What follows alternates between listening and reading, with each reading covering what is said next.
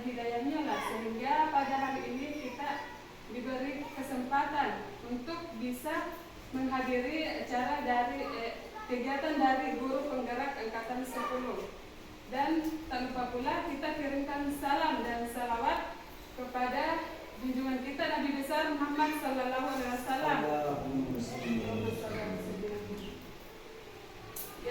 yang telah membawa kita dari alam yang gelap gulita ke alam yang terang benderang, yang menjadi sebagai suri teladan kita Nabi besar Muhammad sallallahu alaihi wasallam. Sebelumnya Bapak Ibu guru, saya ucapkan terima kasih karena sudah sempat menghadiri kegiatan ini. Kemudian adanya kegiatan ini karena adanya penimbasan dari modul 1.4 yaitu guru penggerak, yaitu tentang budaya positif.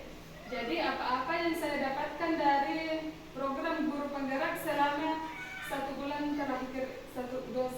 bulan terakhir ini, yaitu mengenai budaya positif.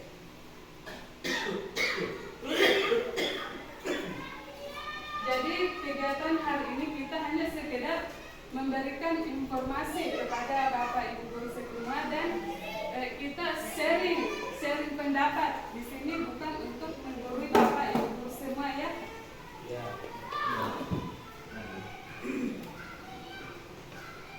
Adapun pembahasan kita pada hari ini yaitu mengenai budaya positif. Kira-kira Bapak Ibu guru ada yang tahu apa itu budaya positif? Contoh? Ya, contohnya Bapak. Contohnya misalnya apa? Perilaku? Mungkin memberi salam. Memberi salam, ya betul. Tolong menolong, ya. Betul sekali Bapak Ibu guru. Kemudian pertanyaan pemantik sebelum memasuki materinya, yaitu setuju atau tidak setuju. 1. Hukuman dapat mendisiplinkan anak. Kira-kira setuju? Ya, apa alasannya? Ada yang bisa jawab apa alasannya kira-kira?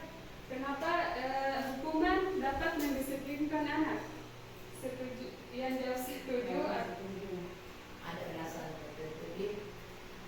Ya, yang setuju.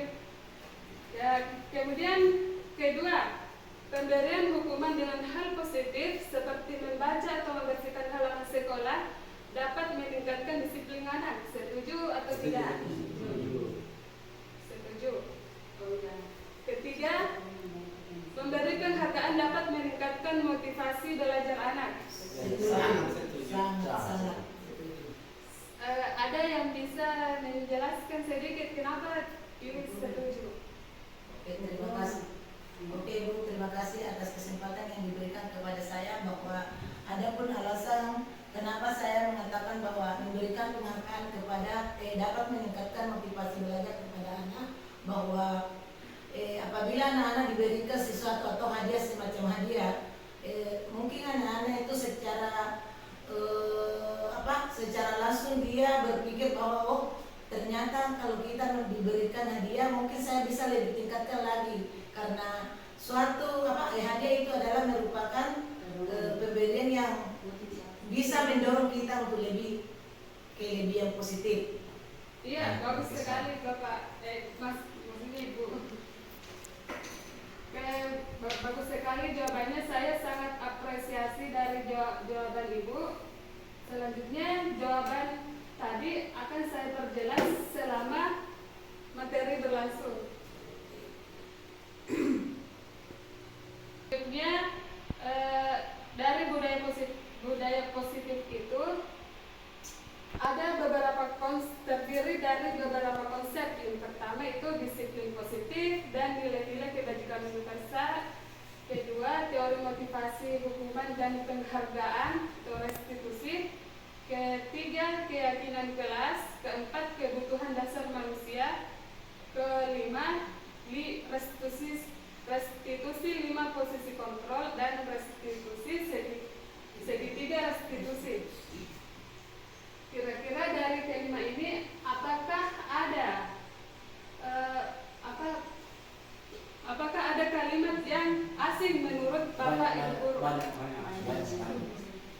Ya, contohnya mungkin dari segitiga restitusi ya, itu mungkin asing di telinga Bapak Ibu guru. Jadi hari ini kita akan menjelaskan sedikit pendapat dari Bapak Ibu guru. Kita bisa saling bertukar pendapat. Dan di sini ada sedikit permainan Bapak Ibu guru, yaitu perubahan paradigma.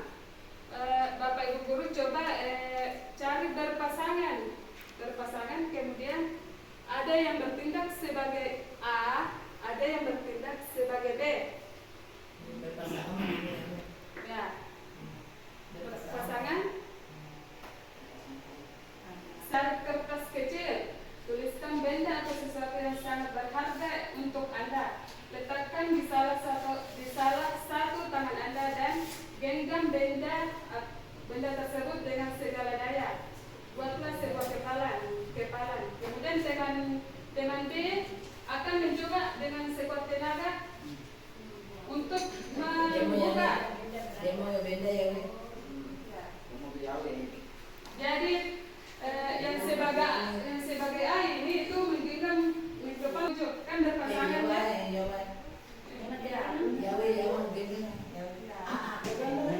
ya. Ya, ada yang bertindak sebagai bujuk, ada yang mengepalkan tangannya. Ya,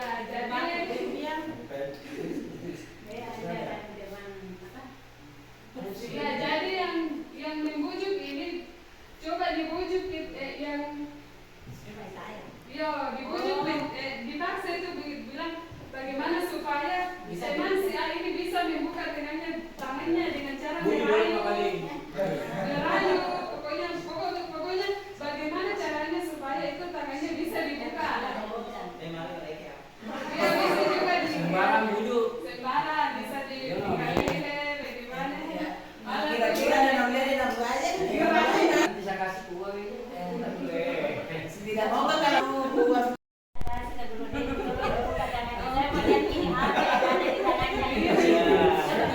positif ini saya dikasih kan, atau saya dikasih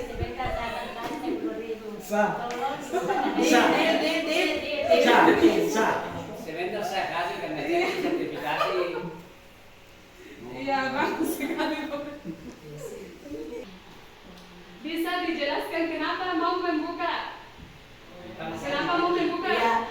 Ya, alasan saya buka tangan saya Bu, karena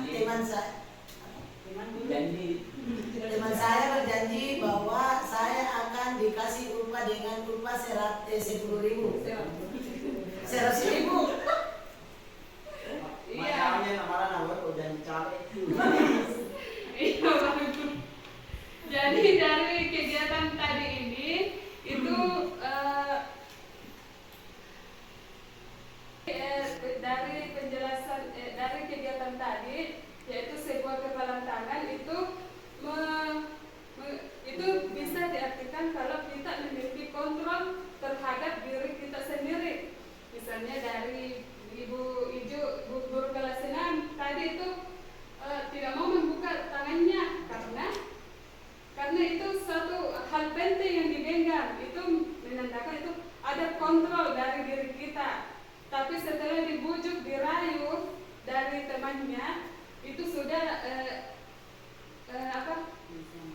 sudah mau membuka, berarti yang mengontrol dirinya itu yaitu diri kita sendiri. Kita akan mau membuka itu kepalan tangan kalau ada sudah dirayu, ya.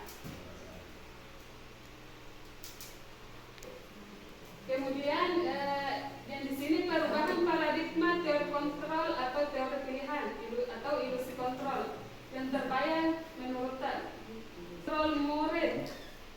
Ilusi, Bapak Ibu guru tahu apa ilusi? Apa itu ilusi? Hayalan. Ya. Jadi itu ilusi guru mengontrol murid. Kemudian ilusi bahwa kritik dan membuat orang merasa bersalah dapat menguatkan karakter. Kemudian ilusi bahwa semua penguatan positif efektif dan bahwa orang dewasa memiliki hak untuk memaksa.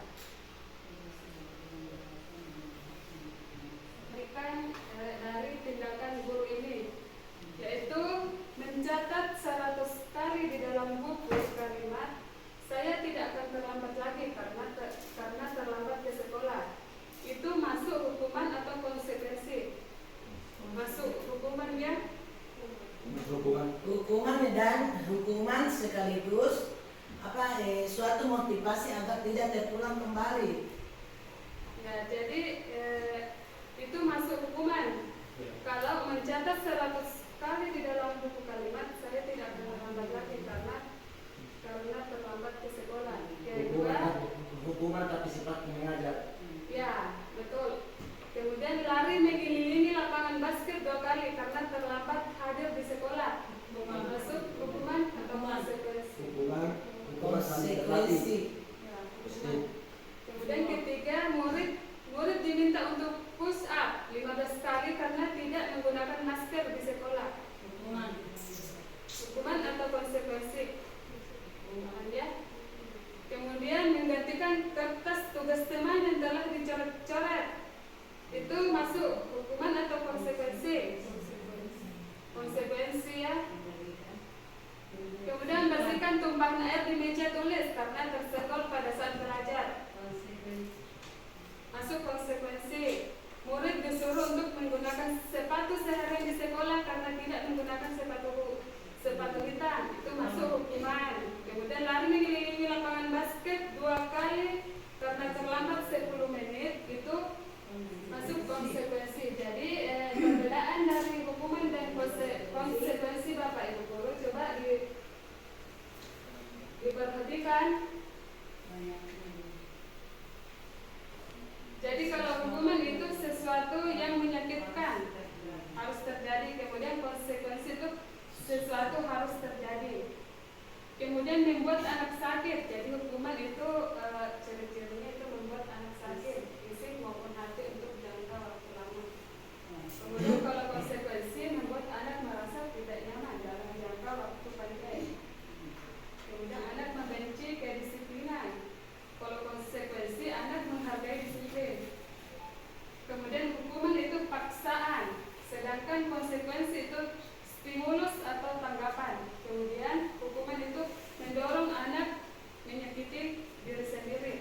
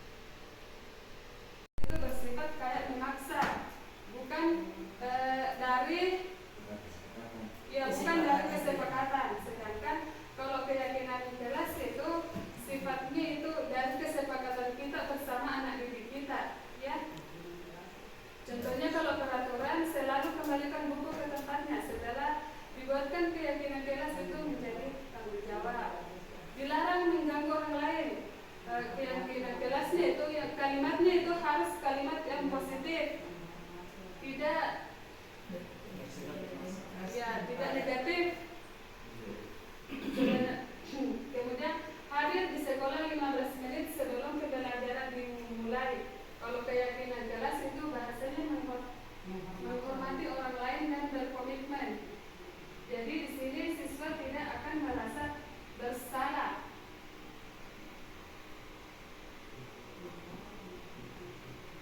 Kemudian dilarang menggunakan narkoba yang tidak di kelas itu karena untuk menjaga kesehatan. Kemudian bergantian atau menunggu giliran. Gunakan masker. Ya.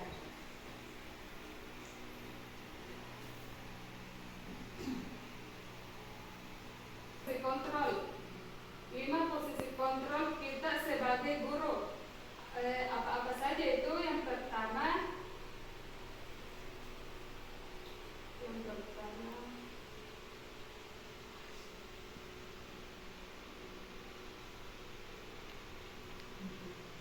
yang 5 posisi kontrol itu guru bertindak sebagai penghubung, itu pertama. Kemudian yang kedua itu guru pembuat orang merasa bersalah. Kemudian guru bertindak sebagai teman, dan keempat guru bertindak sebagai pemantau, dan yang kelima itu guru bertindak sebagai manajer. Perbedaan dari kelima posisi kontrol ini yaitu kalau penghubung, guru itu berbuat seperti menghardik, menunjuk-nunjuk atau menyakiti siswa dan menyindir. Sedangkan kalau posisi kontrol, guru sebagai pembuat orang merasa bersalah, bertindak sebagai pembuat orang merasa bersalah itu seperti guru berceramah dan mengatakan seharusnya begini. Kemudian ibu kecewa dengan sikap tanah begitu. Kemudian posisi kontrol sebagai teman, guru itu membuat alasan-alasan untuk murid-muridnya. Kemudian yang keempat itu pemantau. Pemantau itu guru berbuat menghitung dan mengukur. Jadi kita pantau dulu itu anak-anak sebelum diberikan tindakan. Kemudian guru sebagai manajer yaitu mengajukan pertanyaan-pertanyaan. Misalnya kita menguatkan pribadinya. Kemudian bagaimana caranya supaya bisa memperbaiki keadaannya kalau sebagai manajer. Kemudian mengevaluasi dan bagaimana bisa memperbaiki dirinya ke depan. Dari kelima posisi kontrol ini, yang paling bagus dilaksanakan untuk guru yaitu sebagai manajer, bertindak sebagai manajer. Karena kenapa ya? Di situ kita menguatkan pribadinya anak-anak, tidak selalu menyalahkan. Kita memberikan semangat, kemudian motivasi supaya itu tindakannya itu tidak diulang lagi, ya. Kemudian misalnya saya kecewa sekali dengan kamu, itu yang bertindak itu sebagai pembuat orang merasa bersalah. Guru bertindak sebagai pembuat orang merasa bersalah.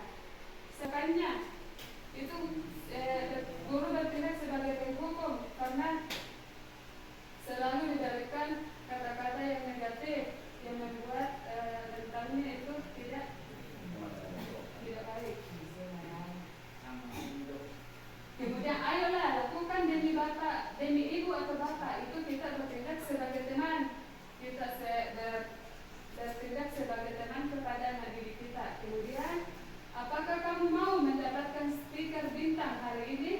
Itu bertindak sebagai pemantau.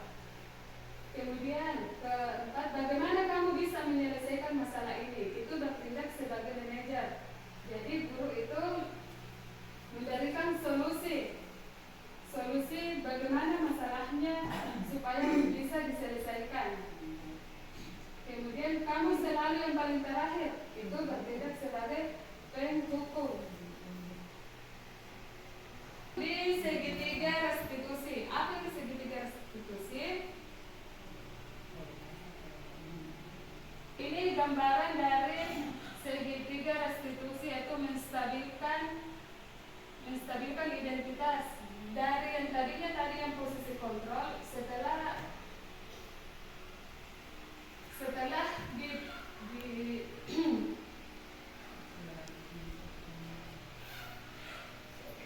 tergagal karena berbuat salah menjadi positif terhadap dirinya, itu menstabilkan identitas.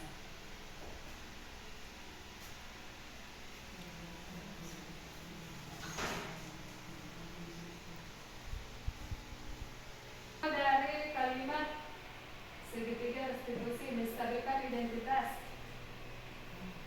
kamu bisa saja melakukan hal yang lebih buruk, tapi kamu tidak melakukannya, kan? Kamu pasti punya alasan mengapa melakukannya. Jadi di sini kita semacam berdiskusi sama anak didik kita, diberikan pemahaman kenapa bisa melakukan ini. Jadi ini contoh kalimat-kalimatnya. Mengapa kamu belajar cara lain untuk mendapat apa yang kamu butuhkan tanpa harus memukul?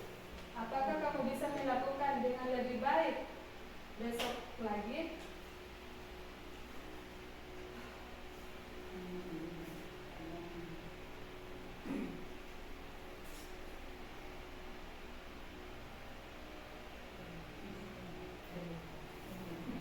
Jadi itu tadi penjelasan mengenai dari budaya-budaya positif tentang 5 posisi kontrol, segitiga restitusi, kesepakatan kelas,